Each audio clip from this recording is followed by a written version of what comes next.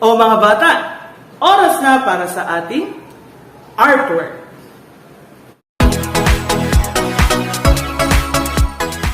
Narito ang mga art materials na kakailanganin natin para sa artwork natin ngayong umaga.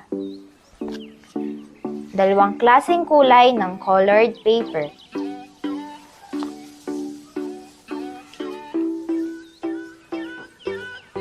Blue,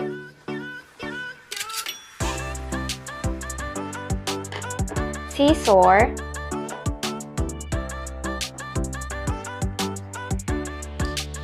ruler,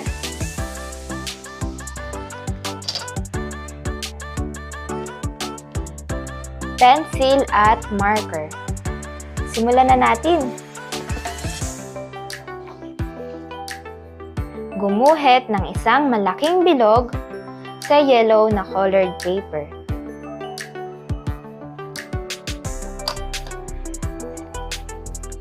Pagkatapos, ito ay ating gugupitin.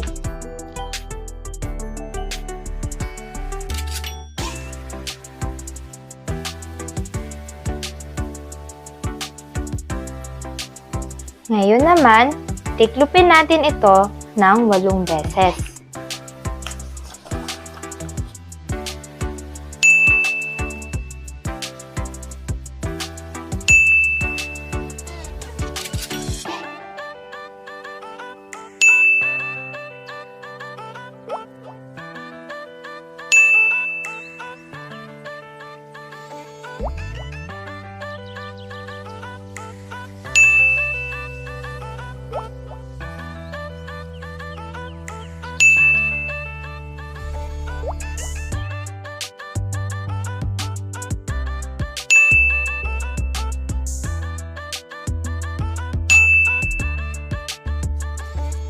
Ayan.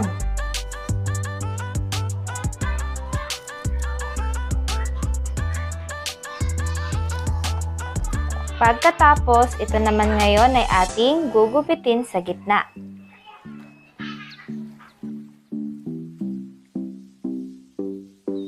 Itabi ngayon ang kabiak. Pagkatapos, tupiin muli ang papel.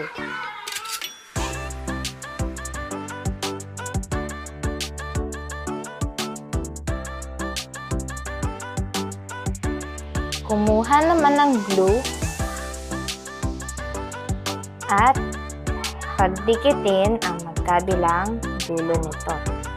Katulad nito.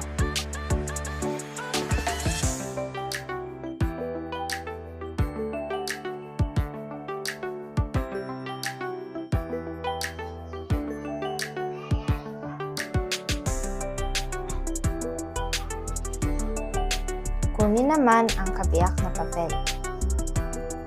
Pagkatapos, ito ay tupiin.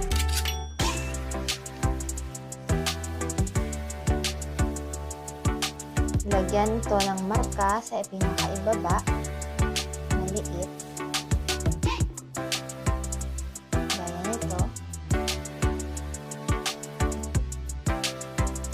Ganun din naman sa kabila.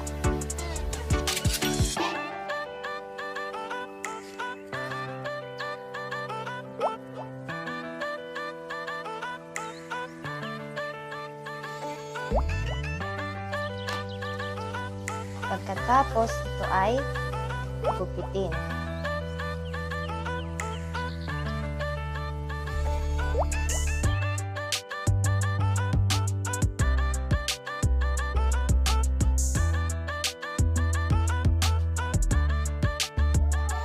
Ganun din dito.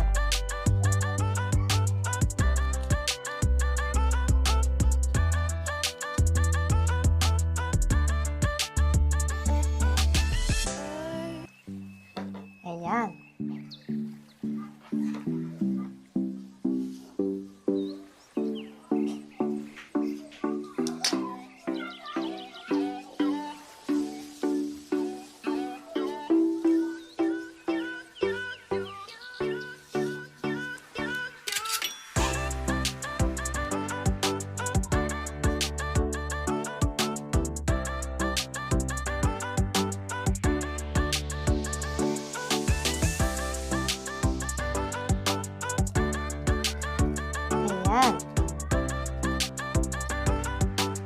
Ngayon naman, pagdidikitin ulit natin ang magkabilang dulo nito.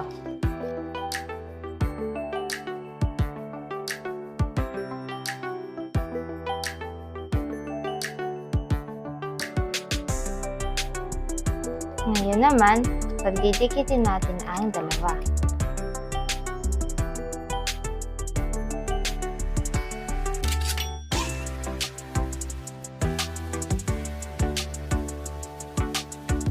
Ngayon naman, tayo ay gagawa ng box.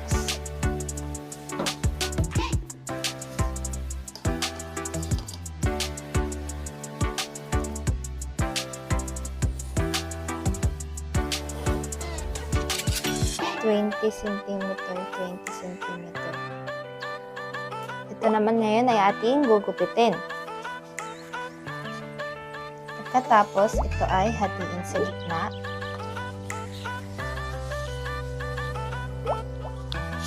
Ganon din naman sa kabila.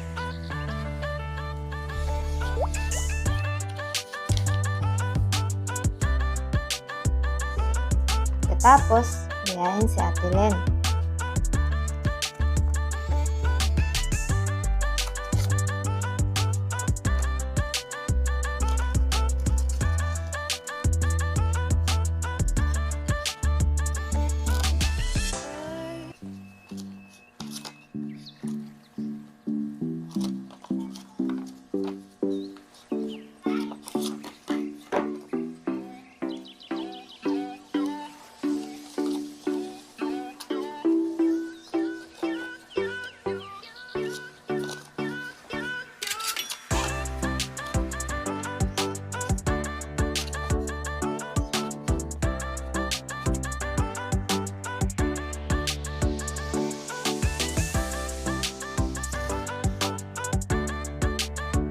Gagawa tayo muli ng isa pa nito.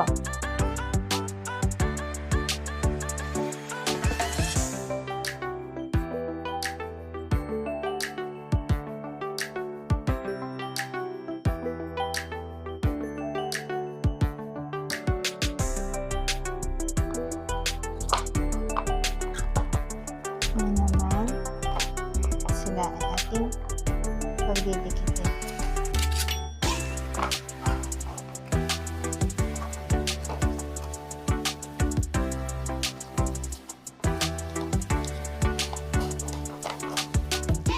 Ngayon naman tayo ay gagawa ng pirasong papel para sa ating pangalan.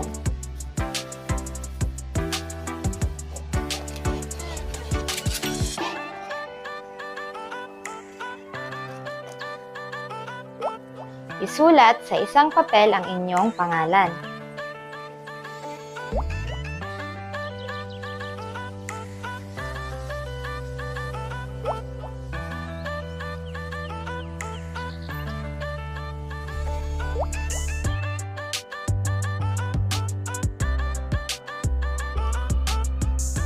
Sa isa naman, ang pangalan ni Jesus.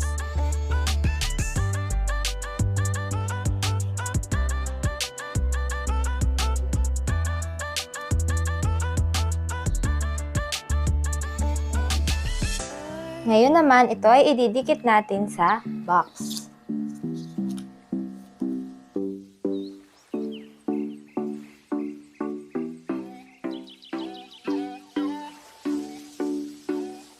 Gawa naman tayo ngayon ng tangkay ng trophy. Gumupit ng pahaba sa colored paper. Tapos, gayahin si Ate Len para ito ay kumulot.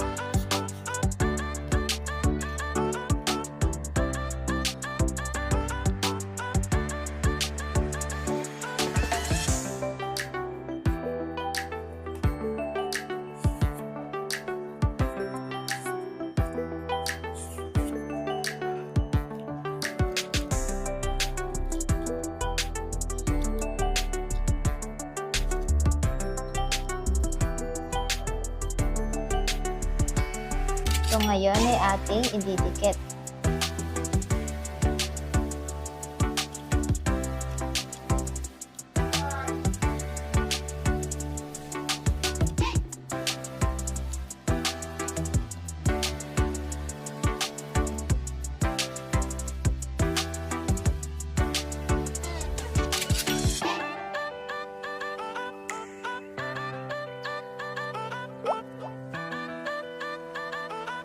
Ayan.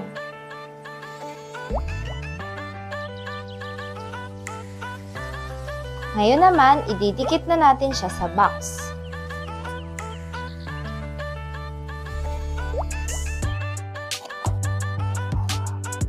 Ayan. At tapos na ang ating artwork! Good job, mga kids!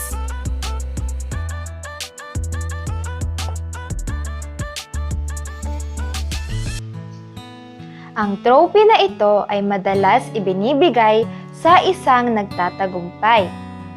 Ito ay paalala sa atin na ang Panginoon ay makapangyarihan at tutulungan niya tayo na magtagumpay.